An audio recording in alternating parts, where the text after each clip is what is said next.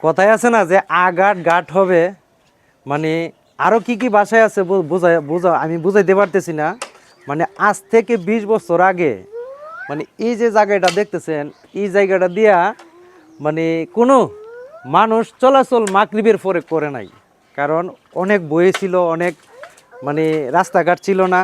আজকে দেখেন এদিক দিয়ে কিন্তু অনেক সুন্দর রাস্তা হয়েছে, সুন্দর রাস্তা হয়েছে। এবং এই যে প্রত্যেকটা বাড়ি কিন্তু বিল্ডিং হয়ে গেছে। এই যে এইটা একটা বিল্ডিং, ওইটা একটা বিল্ডিং, ওইখানে বিল্ডিং, তো ওই পাশে বিল্ডিং। তো এখন আমি যে ছাদের উপরে আছি না, যে প্রবাসী ভাইয়ের ছাদের উপরে আছে, উনি একজন জর্দান প্রবাসী।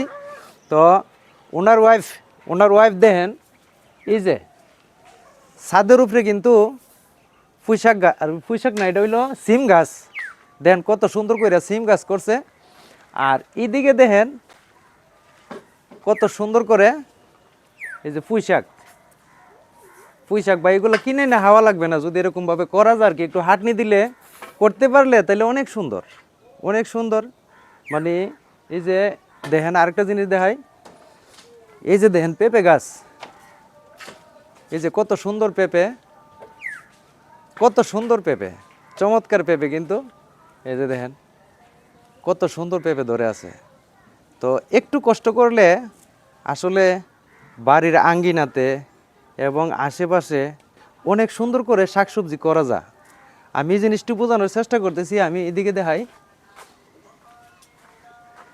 এই যে দেখেন এদিকে একটা দৃশ্য অনেক সুন্দর। এই দৃশ্যটা হচ্ছে এই যে সুপারি গাছ, 3-4টা সুপারি গাছ, এই যে কত সুন্দর সুপারি, একটু জুম করো, কত সুন্দর সুপারি দেখেন, একবারে চকচক করতেছে পাকা। তা এই যে সুপারি মানে যারা কিনে হাইতে হবে না, কিনে হাইতে হবে না। তো আমার এটা অনেক ভালো লাগছে ছাদের উপরটা যে এইভাবে সবজি চাষ করতেছে।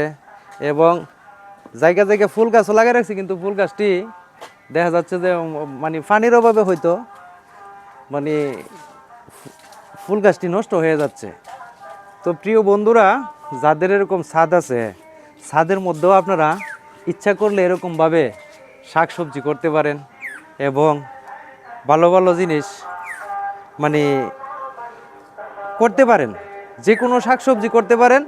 তাহলে আপনার কিনে আর আইনা খাইতে হবে না।